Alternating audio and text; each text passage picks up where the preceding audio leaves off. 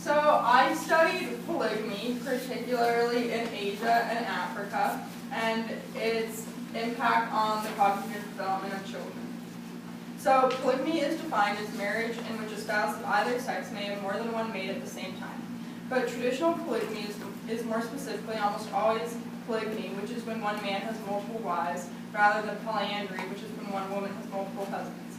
Polygamy is typically rooted in Christian Muslim communities around the world, and it is a pretty significant cultural practice in a lot of Asian and African cultures. So I am focusing specifically on children of polygamy in Nigeria, South Africa, Israel, India, and Malaysia. So I was inspired by Russ Reimer's National Geographic article, Vanishing Voices. Reimer includes a profile of a man named Govardhan Nimisau, and he is a village council leader in rural India, a rich man who married 8 wives and fathered 26 children. Described as wise, compassionate, tolerant, and humble, Nimisau lives an objectively pleasant life. He holds a position of power, possesses wealth and all of its indicators, and is deeply revered by those around him. But do his 26 children from 8 different mothers live lives of the same high caliber? I have determined that they do not, and that polygamy adversely impacts the sexual, intellectual, social, and mental development of children. So what's going on at school? As you can see, this is a pretty long list of academic deficits. Polygamy has been found to set children back in all of these things, which in itself is horrifying. In a study of 6 to 12-year-old Bedouin Arab children from Israel, from polygamous families, researchers found that their test scores and overall school performances were lower than the scores of children from monogamous families across the board. These kids also noted that they felt academically inferior and did not feel that they would ever be able to catch up to their peers, just their peers in general, actually. In a separate study of Xhosa children from South Africa, the children of polygamy scored lower on the Standard 7, which is a government-subsidized standardized test, than children of monogamy. And so, a main cause of all these challenges at school is domestic violence. The existence of more marital conflict in polygamous families greatly contributes to academic underachievement in adolescence. Young girls from polygamous families are known in particular to be frequent victims of corporal punishment, which has been found to hinder academic achievement. Also, lack of financial resources is another major factor for polygamous families.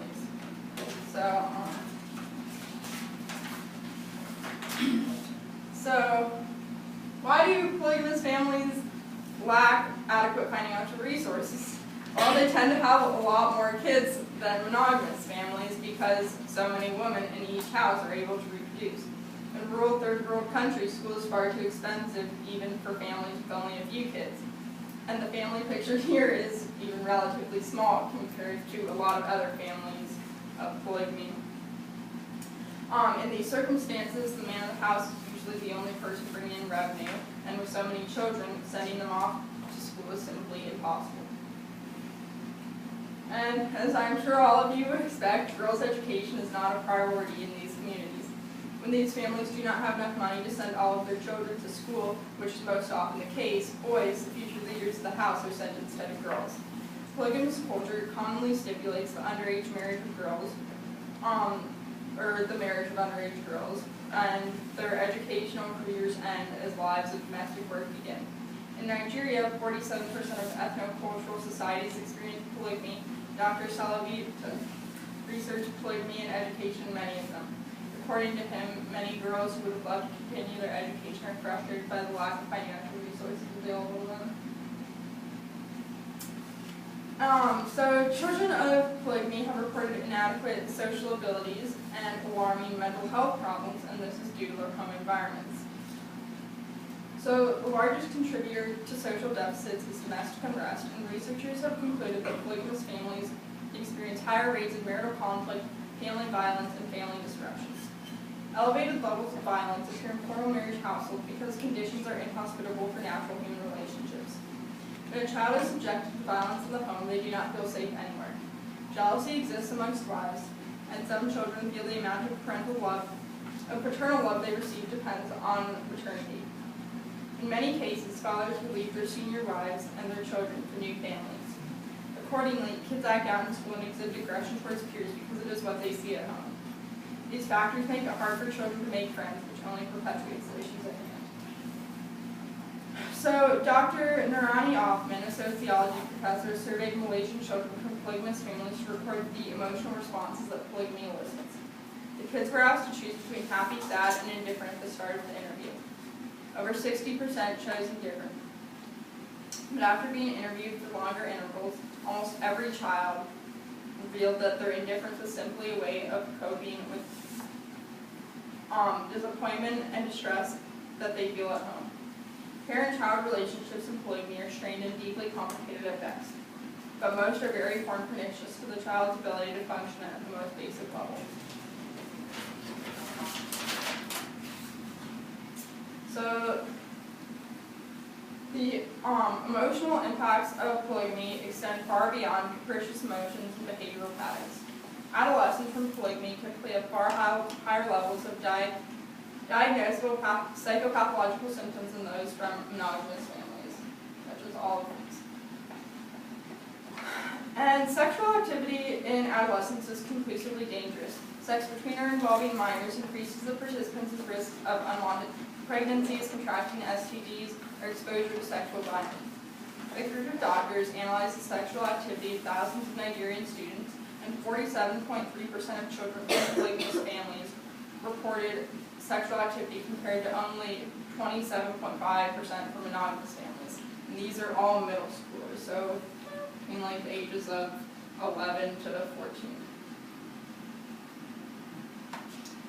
So the polygamous family structure comes with a history of forced sex and child marriage.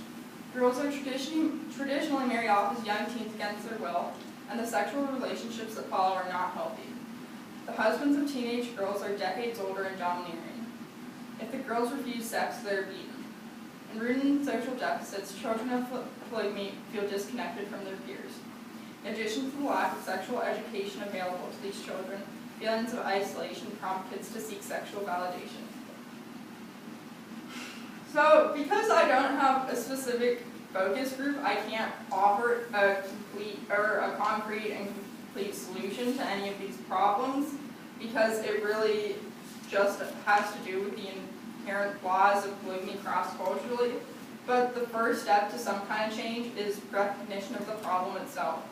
The dangers of polygamy and even the structure itself are so rarely discussed, and that is problematic in itself. Better access to education is imperative in every nation I cover.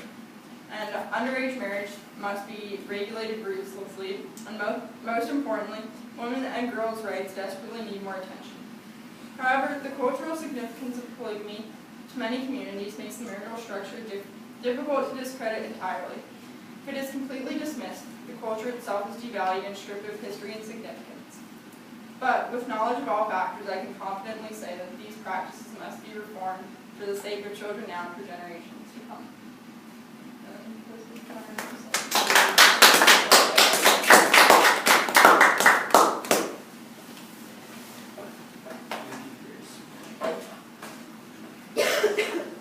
Tracy, how valid and reliable are the sources you used, and how do you know?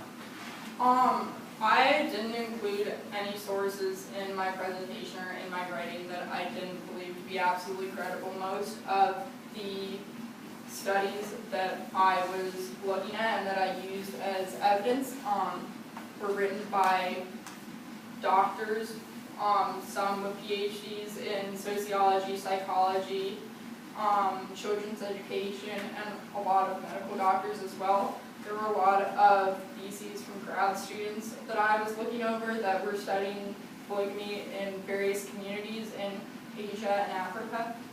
And so I have a lot of confidence in the evidence that I gave. And what advice would you have for other researchers who consider this topic?